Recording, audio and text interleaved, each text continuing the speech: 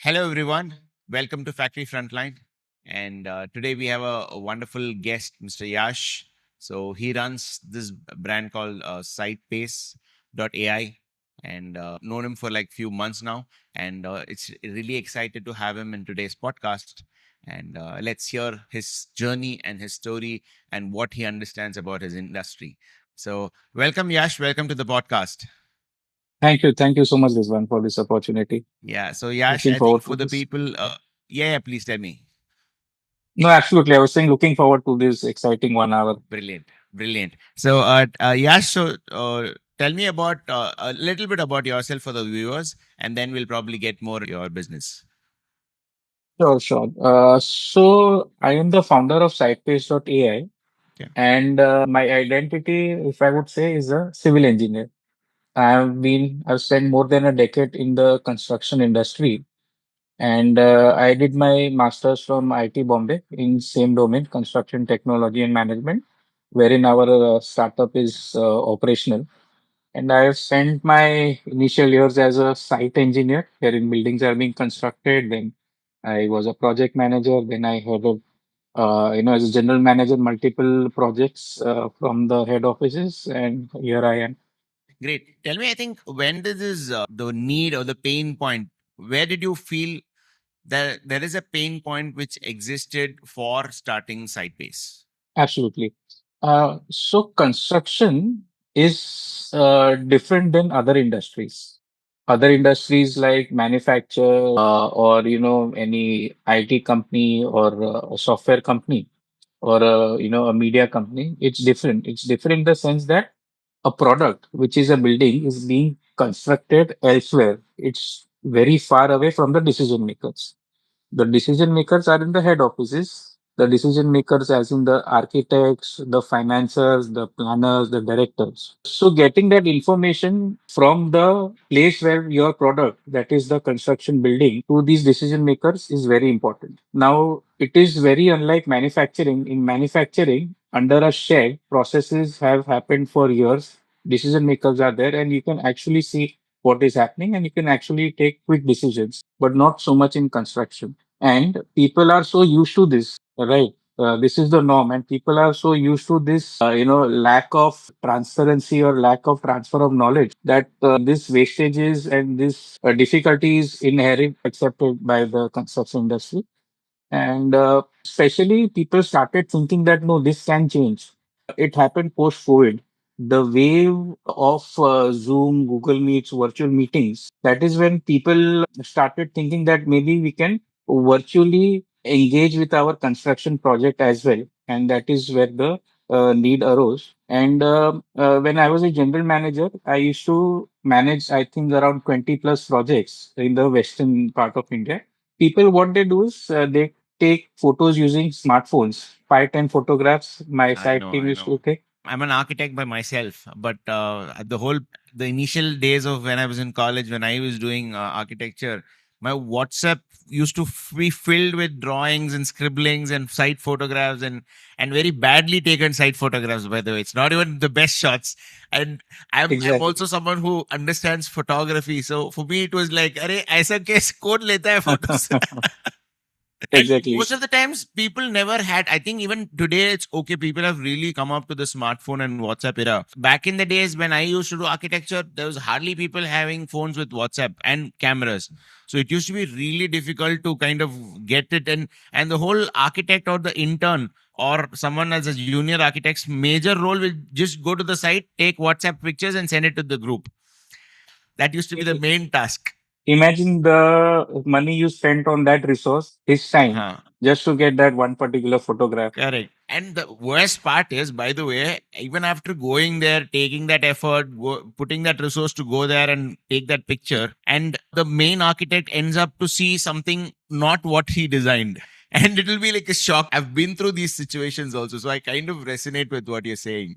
Exactly, and I think the conversation is going to be so exciting because you are an architect True. yourself. True, true, true. And just like And to add in the experience you shared, there are tangible benefit. For example, you mentioned that when you go on site, you realize that the work is not as per my design. And imagine they've already constructed that. I know. The amount of money spent in reworks is so high. No, no, I completely understand. I was just talking to another builder last night. I was doing a meeting and I spoke to him. His son is an architect. We were just discussing about how architecture is and stuff. And he was telling me, so today things have gone even worse. I said, today technology is there. Things should have been easier for your son. And he said, no, sir, things have really gone worse because everyone has access to YouTube and stuff. And getting those ideas from clients and converting it on site is getting even more difficult for us. So the rework on site is happening multiple times. People who have not adapted to technology, I think people are still following the old systems. The number of times they have to rework, at least these smaller scale architects are really suffering because of this existing workflow what people are using. Okay, I think Yash, let's just move on a little more into your personal story. Like you said, you could have just focused and just become civil engineer. I know you came from IIT. What really pushed you to kind of get into technology and get into place where you wanted to do that extra bit for your industry of construction and stuff? Where did you take that leap towards creating another space? You could have just been comfortably working in one of the biggest construction companies, but I think definitely you've taken something a little deviated from what people would have thought you would do. So when did you think that happened and why did you take that? Yes, so for 13 years, I have been into the operational side, and I realized that I don't like operation. Uh, I like to do that -1 to 0 and 0 to 1 journey. Right now, also, I think we would say that we have covered that -1 to 0 and 0 to 1 journey. And post 1 to 10, my interest does not lie, right? I always wanted to create systems. I always like to create a product or a new genre or a new focus for the company, wherein I create the system, create the processes, and then I'm out. I hand it over to the people who are really good in operations, and that has been my trend over the last 15 years. And somewhere it felt very monotonous. I mean, I was working in a brilliant company with a very brilliant top management, my boss, very supportive. But I felt that if I don't take the jump at the age of, in my mid 30s, maybe I will never be able to take the jump later on. And I missed the bus probably in my,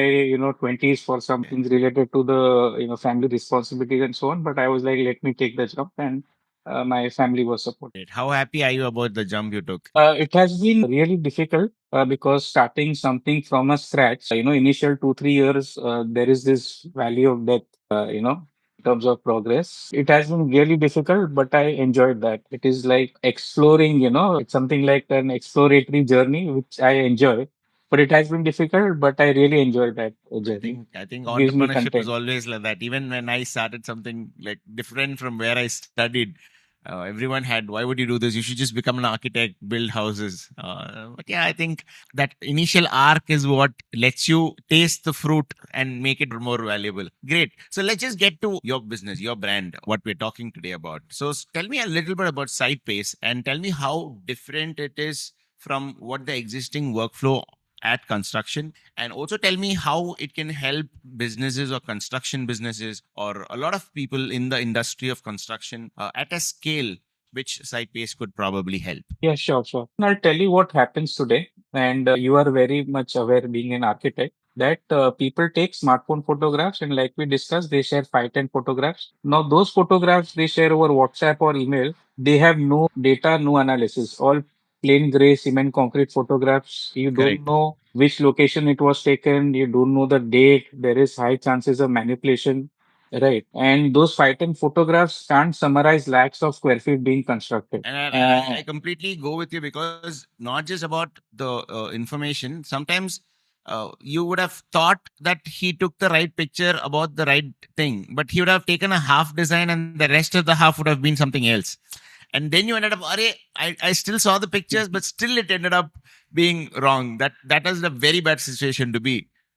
Yeah, and it's not that they are intentionally biased wherein they share selective photographs, but the technology only allows them to share 1% of the progress. So True. naturally, that 1% they will share beautiful photographs only, not the Correct. true problems. Correct. Correct. The thing is that in the last 7 years, a drone has been upcoming. Correct. Right. If we talk about construction visuals, drone tech is what comes to our mind. But drones, they don't work indoors. Correct. 90% of the work happens indoors. They can only cover the outer share of a building. So what we did was, I'll just show you.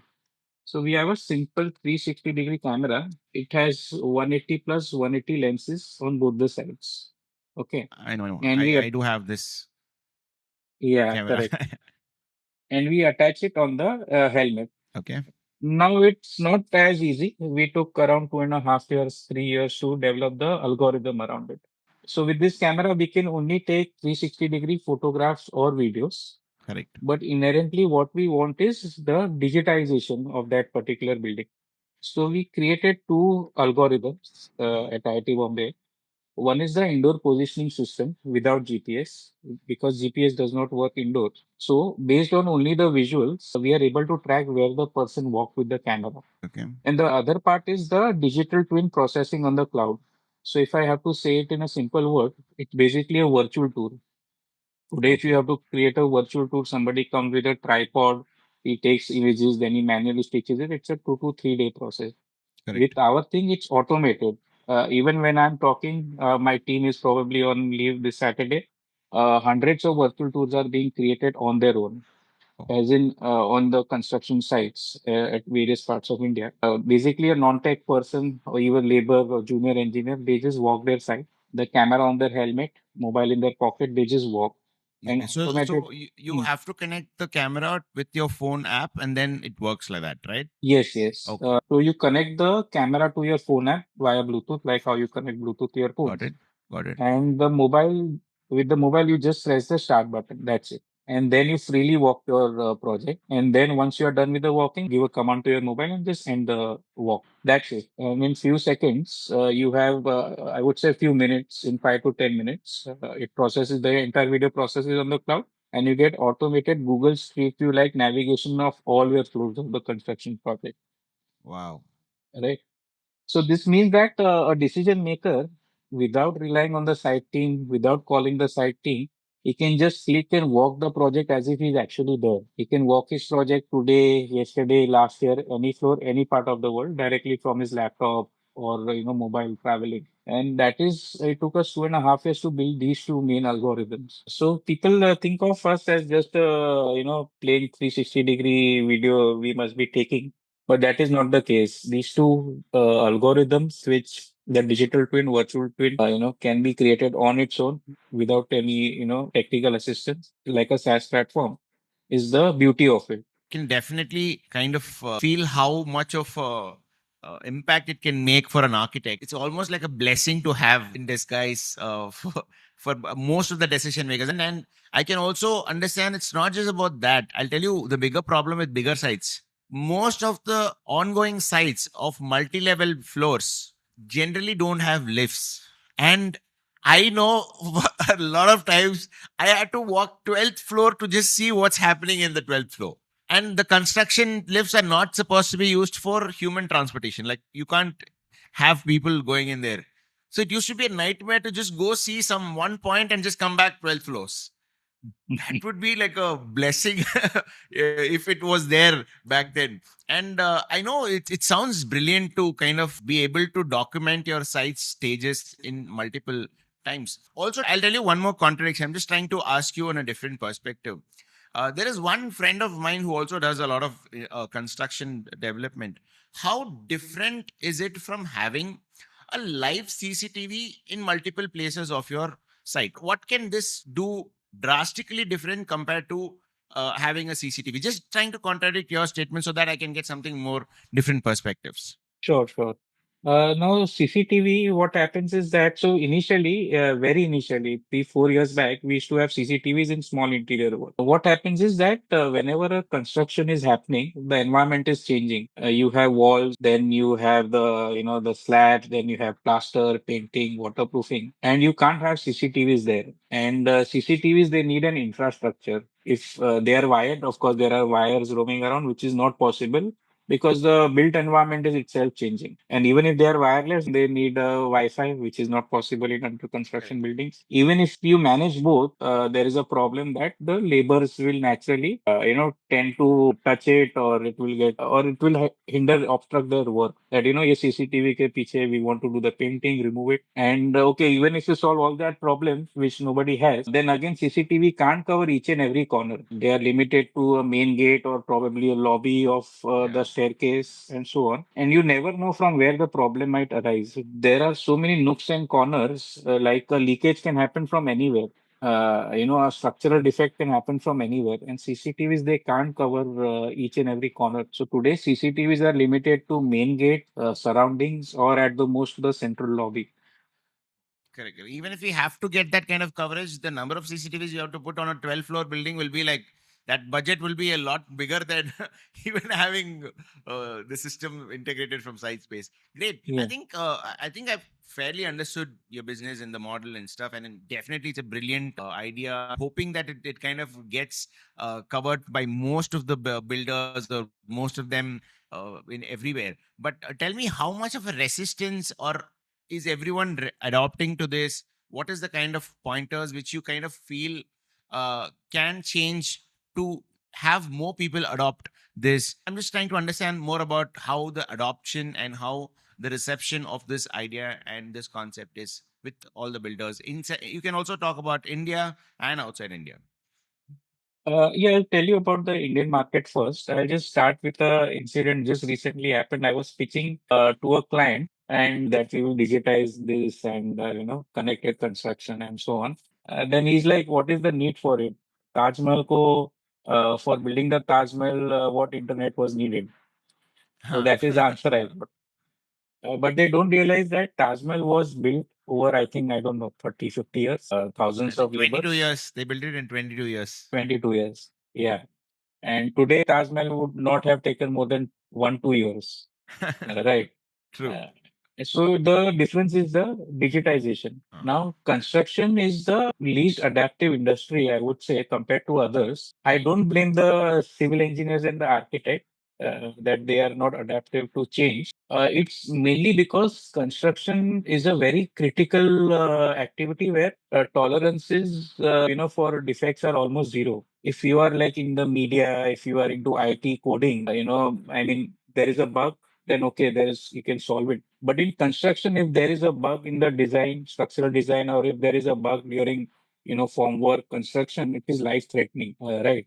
So that is the reason construction is least adaptive to technology, I would say, and they don't want to experiment as much as other industries would like to, because and also construction the margins are very less. The volumes are higher, but the margins are very less, and the mhm. margins are dependent. If you see that entire chain of the raw material suppliers, the contractors, the builders, and the end consumers, the end buyers of your flats or offices, they are dependent on a particular market rate. So construction contractors they have to play within that range, and that is where they don't have that budget True. to try out new technologies. But that is changing. That is changing post COVID. That is changing, and post the infrastructure boom in India. That is changing a lot. But yeah, and the other point Great. I would also like to add just one more that still contractors they don't want to be transparent. There is resistance from site we are facing that they want to show only that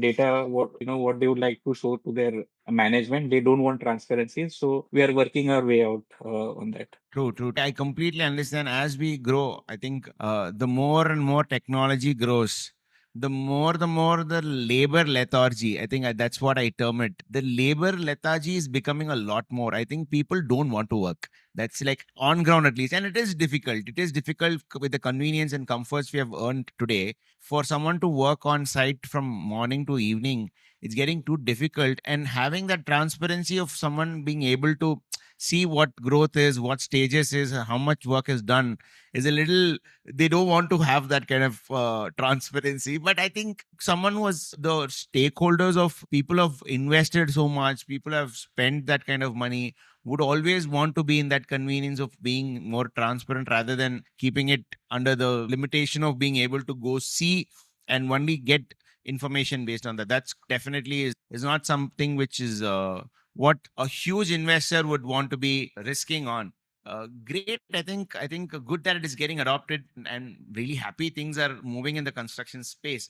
Tell me anything about. I know with technology, with all these things, in terms of ease and all that comes into the picture, but also it comes with a bit of investment. It's not like anybody can easily quickly afford a new technology. What is the ROI stories, if you have anything? If someone who adapted to this technology, someone who kept using this technology, and how did it impact them in terms of revenues or in terms of numbers for the investment they made with SitePace? That has been absolutely brilliant. I'm glad, I mean, you asked this. Our product, they cost only, we calculated on actuals. Our product, including the subscription and the hardware, they cost less than 0.03% of the construction cost. 0.03%. Okay. And the Oh, savings that they are getting is 2 to 3%. I mean, that is almost, I would say, 100x, So our product will cost them thousands per month. It depends on the area they want to cover, the size of the project. But per month cost is as good as a cost of a junior engineer. That's it. Okay. mm, And now the savings, I'll just talk about the tangible one. They are saving a lot on the traveling expense. The correct. architects, the construction heads, the decision makers, the people who are into billing, finance, both from the contractor and developer side, they're saving a lot on their travel. Number one. True. Number two is that they're saving a lot on the material wastages. Okay, because quickly they can just skim around their entire project and they can see where the material is being wasted. Number three, they are saving a lot on safety aspect also. Because if you have to monitor the safety, you have to travel each and every floor, look each and every corner, and a person just walking has his limitations. So just from a head office, a safety engineer can monitor, I mean, 10, 20 projects in just sitting on his laptop. Number three, the billing has become quick.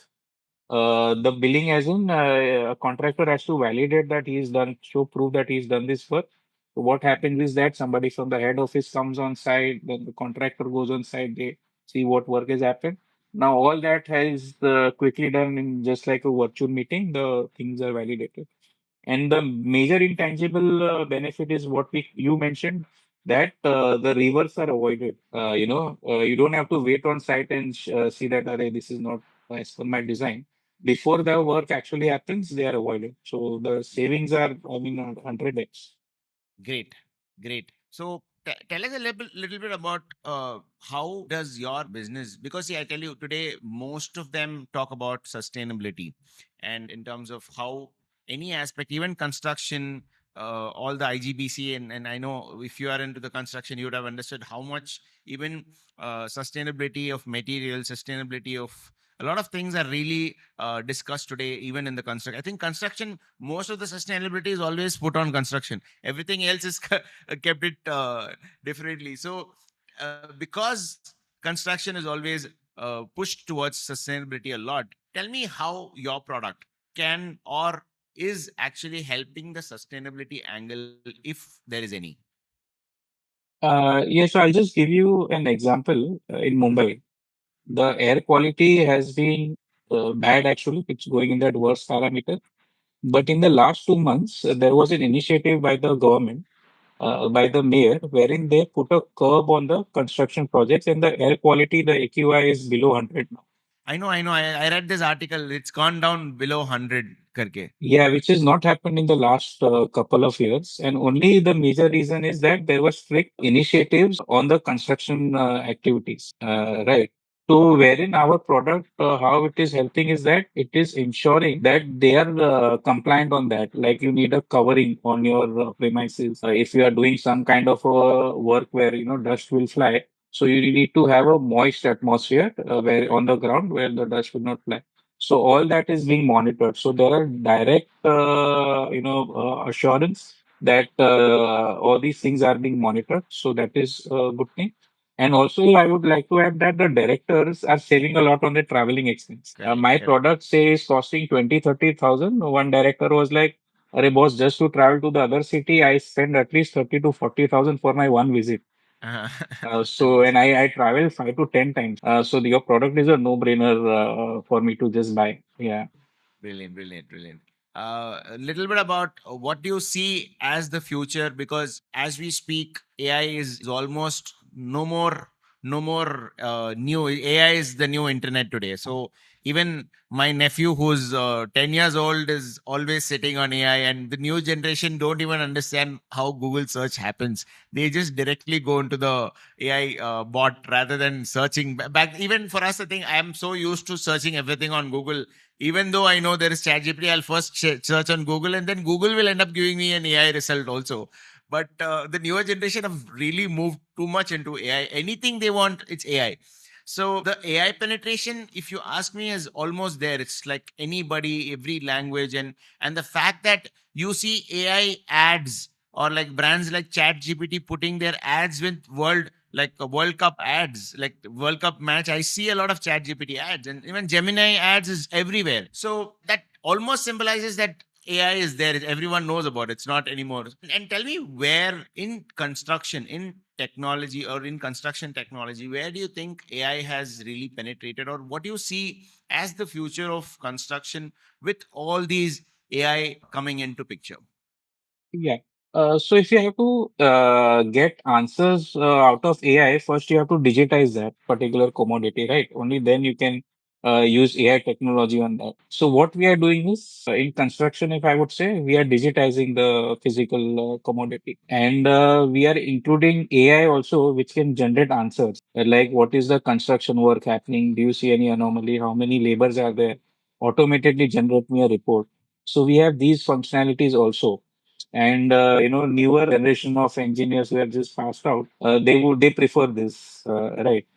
And AI in constructions, probably. By the way, we are coming in GPD searches of global, wherein if they type construction AI, SitePace named as pop out. But there are very few companies who are doing AI in construction. Because to implement AI, you first have to digitize that. That is that initiative we have taken as a first step. Great. So Yeah. there is more coming with SitePace also in the future. What is the future of SitePace? Where do you think with this data, where are you thinking you're going to push your next stages of information or convenience for the construction? Yeah, we have almost implemented that. Next quarter there will be very good features because now we have lakhs of data. So what we are doing is that we are training our data. It is identifying 450 plus item like what is a brickwork, plaster, different materials, what is a crack, what is a exposed wire, what is a leakage. So we are training that data. That work has been going on since a year. Now with this, what will happen is you just need to click. Right now, also that feature people are using where you just click and it gives you the work progress. It gives you the labor count. So that is where we are progressing, and everything will just come in a chat. Show me the progress of building A happening in city, this city, and how far it is behind from what was planned, or how it is compared to some other tower in my within my company. So only through a prompt you get all the answers of all your construction problems. Great, great. Because I can imagine if the AI can read a construction site, I know how a construction site is, at least in India. The construction sites are the most unclear of. You will not know if this is the house like few months before how it was when it was a construction site. And if an AI can actually recognize what is happening in a construction site, nothing like it. I think that's great news. So Yeah. thank you, by the way, Yash, for spending your valuable time with us to kind of become a part of today's podcast. It was really wonderful talking to you and understanding a little more about what kind of technology you're bringing in. Just a last point, just to kind of integrate our business into this as well. So tell us how. I know you're already someone who are interested in videos, who are always speaking about videos as a part of your marketing. Tell me how and how much of an importance today is video marketing or marketing with videos become essential for businesses and ideas to kind of being conveyed your clients or your prospects in your sales cycle? I mean, that is much needed, and I'll tell you why I initiated, the video part, because my product is not able to still convey what we do. I mean, yeah, right now only, even though we are connected since few months, I think it is now because we are seeking, that we are automated digital twin creator, automated virtual tour. You can just walk your project. Now my static material, my website, my posts, they don't convey that. They can't convey that. So only a video marketing can visualize and convey that message. And today is the era of deep tech. The deep tech is, and something which is people don't know about. If I talk about that I'm selling CCTVs or I'm selling drones, they know what to expect. Client know what is the output. But if new technology is there, it is only the video marketing that can enable the showing what the product is about. So video marketing is, I mean, the go-to thing now. That is what is going to be our focus now. No, no, because we also tell a lot of our clients that the consumption of content and the kind of graph like in the last few years. Back then, the only way of consumption was television and probably cinema. But today, the amount of consumption personally, individually, we consume on the mobiles, and that too on phones, it used to be just text and then it became images. And today, the time we spend consuming videos have increased drastically, and even in the coming generations is going to even more increase. So I think if you're not putting out your business through videos, you're definitely missing out on something, and that's where we are really hoping and we are pushing our business also. Anyways, thanks a lot, Yash. It was wonderful talking to you, and looking forward to connect with you for more such discussions, and so much of wishes for your business. And most of the construction clients take up your business, and let this solve a problem which the construction industry is facing today. And if you have any final closing words, we can close it with that. Yeah, sure. Thank you so much, Rizwan, for this opportunity. This was, I mean, I found so much of synergy, and you could relate to what our product does, because you are an architect yourself and you are doing really great work with your, the marketing firm that you're running. So yeah, hoping to engage very soon. And it was really exciting. I was glad that somebody could relate to the product, having that same pain point. So it Okay. was really great.